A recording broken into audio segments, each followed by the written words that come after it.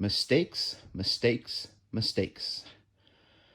So, I thought I would do something a little different today, and I would like to show all of you out there in virtual land some of the mistakes that I have made, some of the little errors that I've made throughout this DIY project. If you are a DIYer, you are bound to make a mistake on any type of project you're going to do with home remodeling. And, we're not perfect, but thought it would be a good time to maybe show some lessons learned and what I might have done differently to help maybe speed up the process or make a little bit of better quality work. I consider myself a pretty good DIYer. I can do everything myself. Think of this as a lessons learned and maybe something I would have done a little different. And I'm just going to go through and highlight some of the areas where I would have made some changes prior to getting into the project and planning a little better. Again, if you do make mistakes on a project, all mistakes are fixable, right? All little errors can be corrected.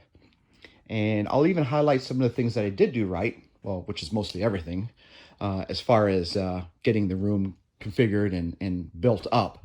But, along the way, I did run into some little bits and pieces that have maybe cost me a little money, more time than anything else. So let's get to it.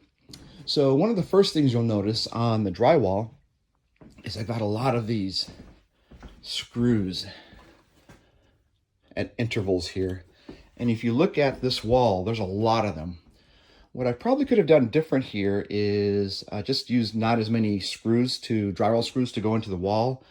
That's just going to create more time for me to have to fill in those with joint compound and then sand over them and so forth and go that route. So that was one thing I probably would have changed, just to use a little less.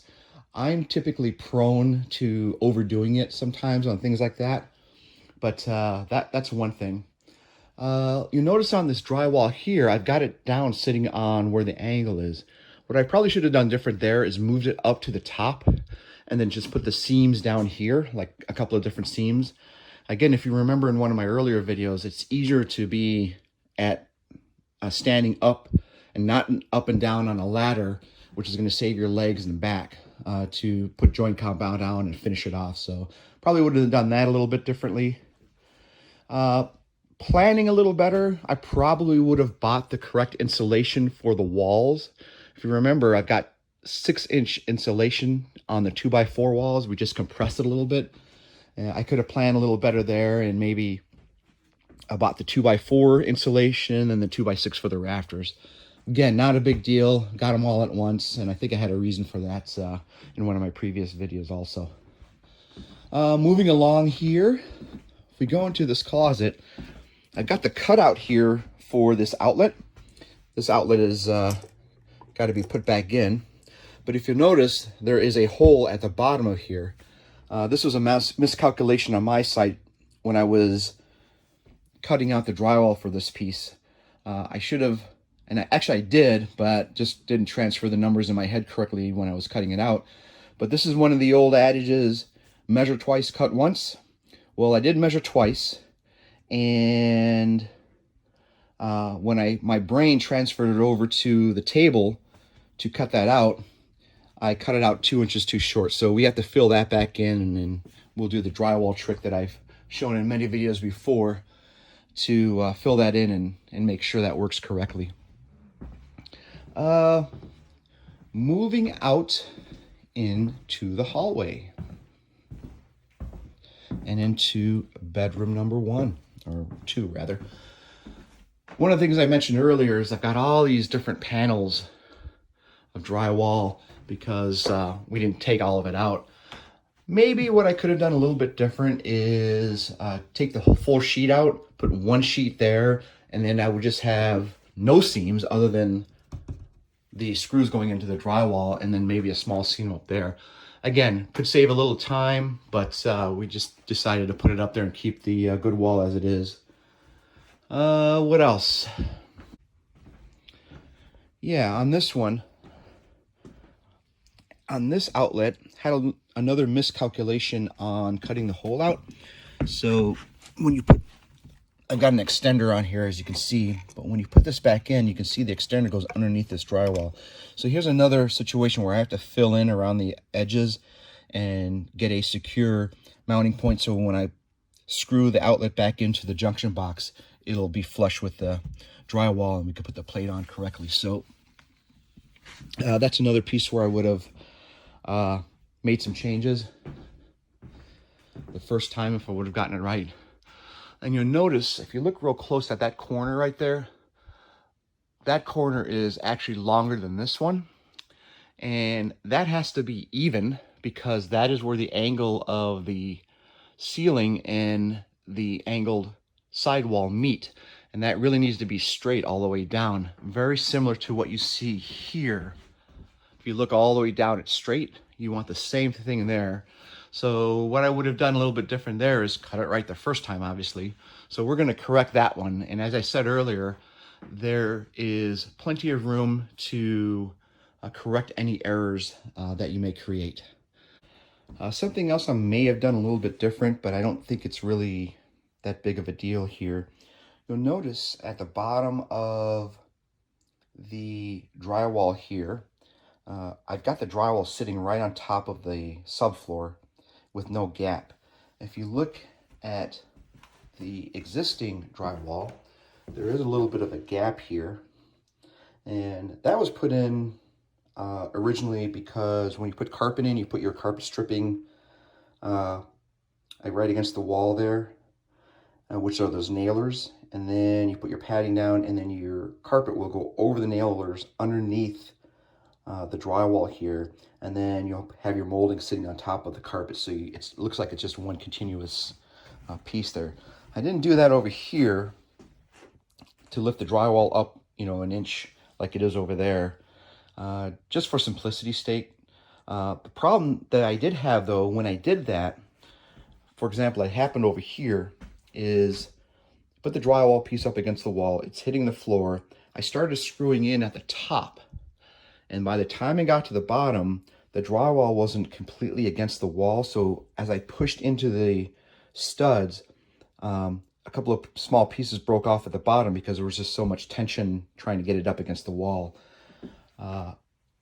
That's kind of a lesson learned, that maybe I should just have it off a half an inch so it's easier to place up against the wall.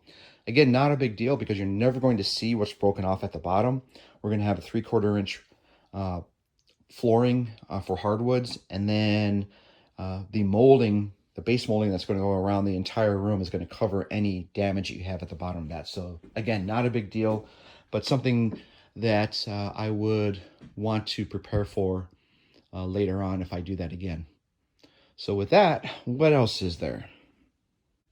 Even if you have little gouges like this, where I overcut the drywall so it's hitting the rafter going up and it just put a dent in it, you can see it a little bit right there. I'm going to cut that little piece out.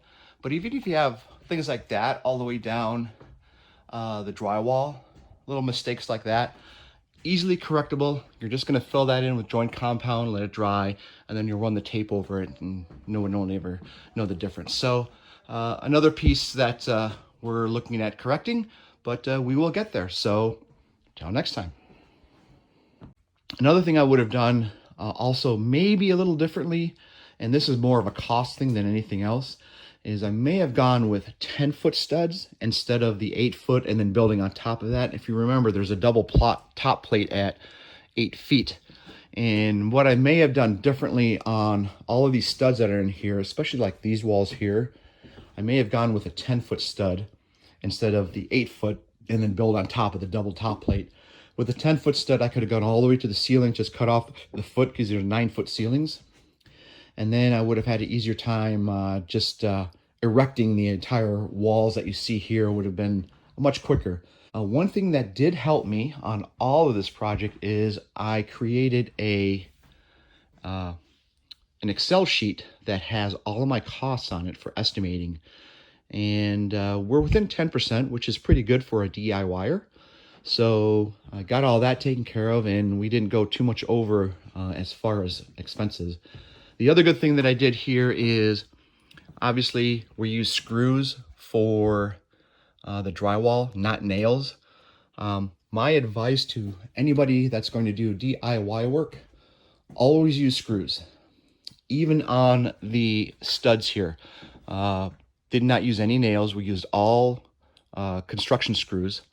And the reason for that is if you make a mistake and you have to pull something out, it is much easier just to unscrew a drywall screw or a construction screw out of wood instead of having to pry it off with a pry bar and then ruin your piece of wood. Because you can always put that back in if you need to. And I've had to actually do that a couple of times on this project. So that was a good thing also. But overall, all things considered, not too many errors. A few here and there, as I mentioned earlier, you're going to experience that. But overall, not bad. And don't let the errors get you down because, again, when you're doing any type of remodeling, you make a mistake, it's always correctable. So with that, we'll move on to number 25. Until then, peace out.